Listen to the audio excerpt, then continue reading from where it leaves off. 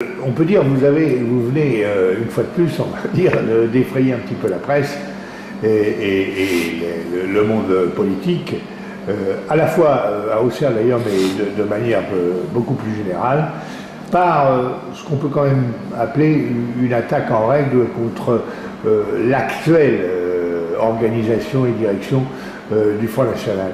Et il y a ce fameux terme que vous avez employé, répandu et presque inventé, le carré rose. Le carré rose. Ce qui en gros, enfin dans mon esprit, vous allez me dire si je me trompe, voudrait dire que la direction actuelle du Front National serait plus ou moins prise en main, on va dire, par un lobby, par des lobbies, et en particulier par le lobby homosexuel.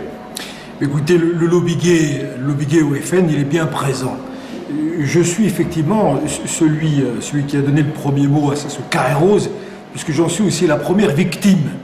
Ce lobby gay s'est implanté donc avec toute l'équipe mariniste, qui fait que ces jeunes qui en grande majorité viennent de Paris, pensent que Paris c'est la France. Voilà. Donc au-delà du lobby gay, il y a aussi cet esprit qui fait que Paris doit tout décider pour tout, que je combats, puisque il y a encore une fois une France qui existe, et la capitale de Paris, elle toute seule, ne peut pas réinventer une politique nationale. Donc il y a deux aspects dans cette affaire. Oui, le lobby gay au Front National, que je dénonce, des cadres qui prennent des décisions tout en défendant une communauté qui fait que pour cette loi qui est contre le mariage pour tous, eh bien Marine a baissé les bras. Le Front National n'était pas présent, or c'était le combat de la famille qu'il fallait défendre. Et deuxièmement, comme je vous l'ai dit, effectivement ces cadres parisiens ne tiennent pas compte des réalités du terrain qu'il y a. Alors, les municipales pour le Front National ne seront pas le grand soir. Il y a plus de 2 ans que je le dis à ces cadres, vous n'êtes pas à la hauteur des enjeux. Les municipales sont une élection de proximité. Et vous avez ces apparatchiks du Front National qui ne misent que sur le tout média, BFM Télé et iTélé, et qui ne mettent rien en place sur cette action de proximité que les Français attendent dans cette élection des municipales. Alors voilà pourquoi effectivement je dénonce 2 choses, ce lobby gay au Front National et cette non-adaptation pour pouvoir prétendre à une élection municipale convenable. Le grand soir ne sera pas là. Mais alors, bon, entre nous, vous prenez quand même des risques, puisqu'ils vous ont menacé, je ne sais pas si c'est fait d'ailleurs, de vous faire un procès. Vous n'avez pas peur? Peur de quoi?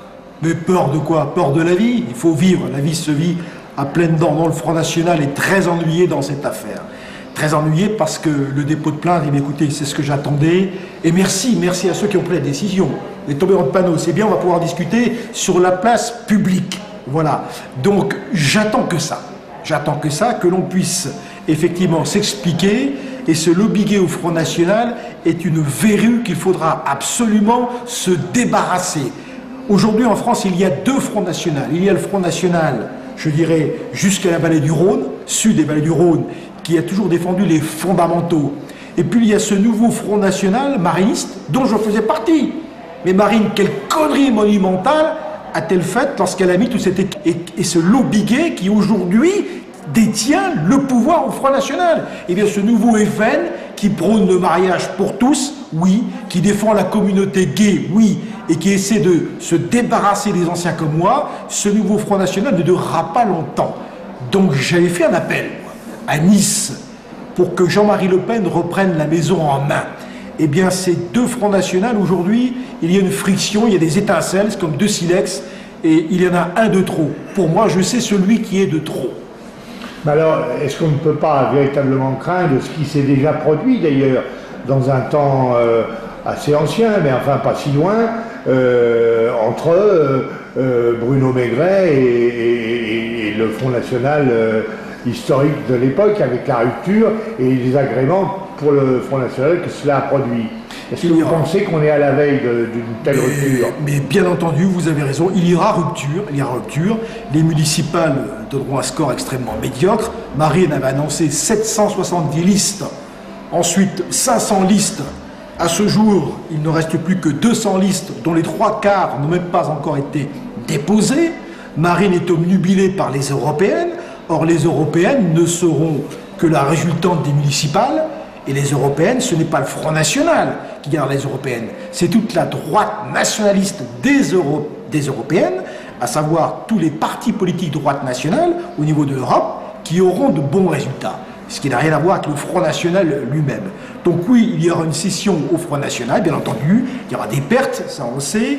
Et moi, je reçois beaucoup d'appui d'anciens qui étaient là depuis 10 ans, 15 ans, 20 ans, qui ne reconnaissent plus ce Front National, qui attendent qu'une chose, c'est que Jean-Marie Le Pen reprenne les choses en main.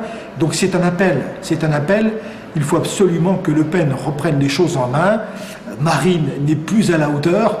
Marine fait connerie sur connerie. Le Front National n'est plus ce qu'il était. Elle veut jouer un rôle qui n'existe pas sur l'échiquier politique, un rôle de droite nationale socialiste qui serait dans un courant écolo saupoudré de lobby. Ça n'existe pas, ça n'existera jamais. À vouloir faire pastel et arc-en-ciel, elle se rapproche des couleurs d'arc-en-ciel du lobby gay. C'est tout ce qu'elle a gagné. Or, les élections ont été gagnées par des types comme moi, par des hommes et des femmes qui avaient des convictions claires, qui consistaient à défendre les valeurs de notre pays, les valeurs patriotiques, et ces valeurs-là, aujourd'hui, n'existent plus au sein du Front National.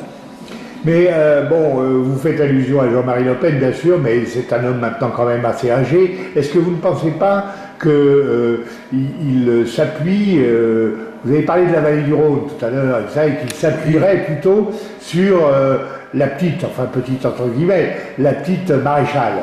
Et bien entendu, Marion Maréchal Le Pen, effectivement, est sur l'échiquier. Et Jean-Marie, effectivement, a tout à fait raison de pouvoir la préserver, puisqu'elle a, je dirais, dans son approche politique, une partie des fondamentaux qui nous ressemblent plus, nous, les anciens, ceux qui ont créé et qui ont fait que cette maison du Front National est aujourd'hui toujours d'actualité. Donc oui, Marion a son rôle à jouer en politique, et je pense qu'elle a un avenir serein et qu'elle sera donc incontournable en politique.